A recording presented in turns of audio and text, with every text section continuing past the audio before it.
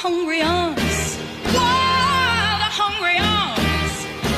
Give me all the love I need. Bonjour à tous et bienvenue sur cette critique. Aujourd'hui il va être question de À fond, le nouveau film de Nicolas Bernabou. Alors j'ai eu la chance de voir le film en avant-première avec donc le réalisateur et une bonne partie du casting.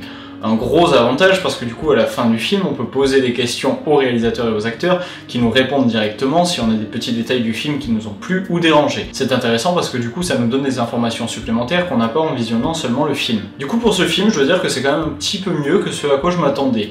Alors je m'attendais à un film français bien bof, bien lourd, comme on a l'habitude d'en voir de plus en plus dans les salles de cinéma françaises.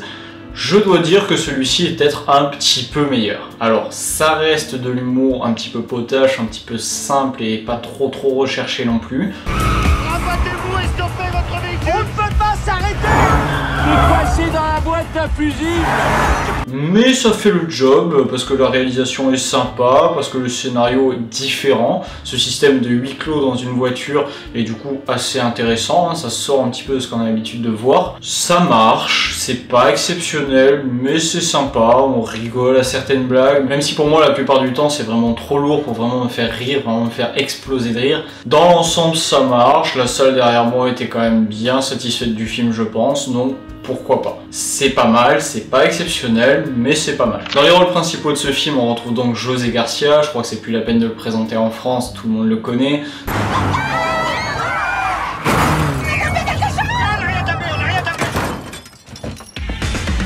C'est un humoriste exceptionnel que j'aime beaucoup, que je suis depuis le tout début de mon enfance, que j'ai pu voir énormément dans De Cônes et Garcia quand il était sur Canal+, et dans énormément de choses derrière. Enfin, c'est pour moi un très grand nom de l'humour français. Je l'adore et du coup dans ce film, bah forcément je suis quand même très attaché à lui et du coup à son personnage, même si je trouve que sa prestation est quand même en dessous de ce qu'il pouvait faire il y a quelques années. On retrouve à ses côtés André Dussolier, qui lui aussi est de moins en moins bon je trouve, qui tourne de plus en plus dans des films pour moi inintéressants, même si je l'avais trouvé assez intéressant quand même dans Adopte un veuf, qui est sorti donc en début d'année.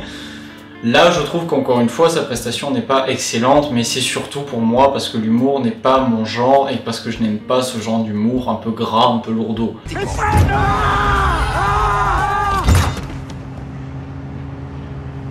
Qu'est-ce que t'as fait? T'as mis une balle à lèvres. Merde!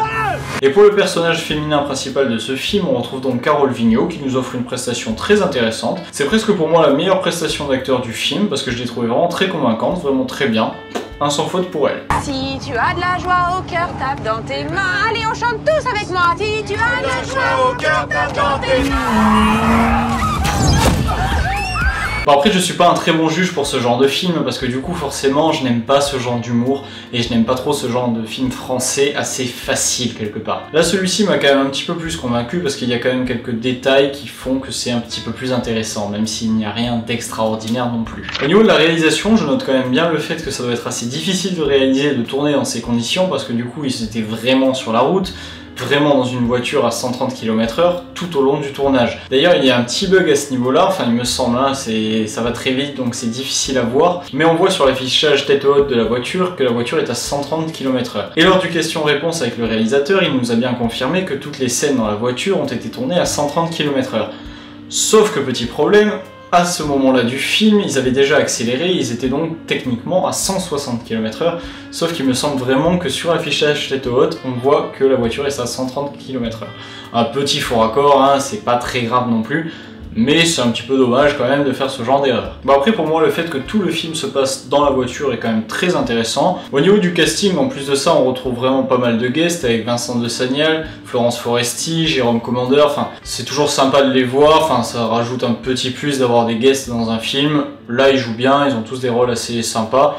Ça marche bien, pas de soucis. Danieli de chez Danjun. Monsieur Danieli, qu'est-ce qu'on fait pour désactiver le régulateur de vitesse? Il suffit de freiner, ça le désactive automatiquement. Après du coup la seule chose que j'ai vraiment à reprocher à ce film, c'est son humour qui est quand même un petit peu trop facile la plupart du temps. C'est vraiment pisser dans un sac, on va le jeter par la fenêtre, il y a quelqu'un qui va se le prendre en pleine gueule.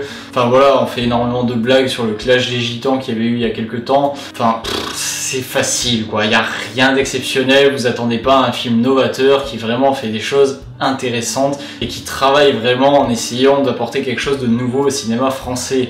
il n'y a rien d'exceptionnel, il n'y a rien de novateur, et du coup c'est ça que je trouve un petit peu dommage. Et en plus de ça, du coup les péripéties s'enchaînent, mais sont toutes rythmées du coup par des problèmes qui vont arriver d'on ne sait où, et qui sont vraiment constantes, et ça fait vraiment un enchaînement de gags qui se suivent, et ça fait pas un scénario très bien construit non plus quoi. C'est vraiment, on va les prendre, on va les mettre sur la route à une grande vitesse, et du coup ils sont tout le temps bloqués là-dedans, et on va mettre des trucs qui vont arriver, et qui vont les déranger, et qui vont poser problème, et qui vont amener à des situations de conflit où ils vont s'engueuler, et donc du coup on va amener à des situations comiques grâce à ça. Tout le film c'est ça. Enfin, on enchaîne les scènes, un coup il y a un gitan complètement fou qui les poursuit, ensuite il y a une guêpe dans la voiture, ensuite il y a le siège chauffant qui va se déclencher, etc. etc. etc. On rajoute par-dessus ça les flics qui font plus ou moins n'importe quoi la plupart du temps. Peut-on? Il y aurait une voiture folle sur l'autoroute. Une famille bloquée à 160. Bazooka, y a pas d'autre solution. Non, vous n'êtes pas drôle, capitaine. Oh, ça va un peu d'humour, Bezos. Ça va, capitaine. Enfin, voilà, c'est assez léger. Bon après c'est un film de divertissement léger, hein, comique, humoristique, on n'est pas là non plus pour se prendre la tête. Mais je trouve quand même que dans ce genre de film, il serait bon de travailler un peu plus dur et de nous faire quelque chose, de nous proposer quelque chose d'un petit peu plus intéressant. Voilà, je vous encourage à aller voir ce film si vous aimez ce genre de production, parce que là clairement il va vous plaire, il n'y a pas de souci. Mais si vous n'êtes pas trop humour français ou comédie française, je ne vous encourage pas à aller le voir parce que je pense que ça ne vous plaira pas tout simplement, parce que ça reste un humour quand même assez lourdeau, assez simple et qui moi ne m'a pas touché, ne m'a pas convaincu. Même si j'ai trouvé le film un petit peu au-dessus de ce qu'on a l'habitude de voir dans la production comique française. Voilà, c'est tout pour cette critique. Vous pouvez me dire ce que vous avez pensé de la vidéo ou du film dans les commentaires. On se retrouve très bientôt. Ciao! And I have no trips about it. And these laid out faces around me, I want you to know where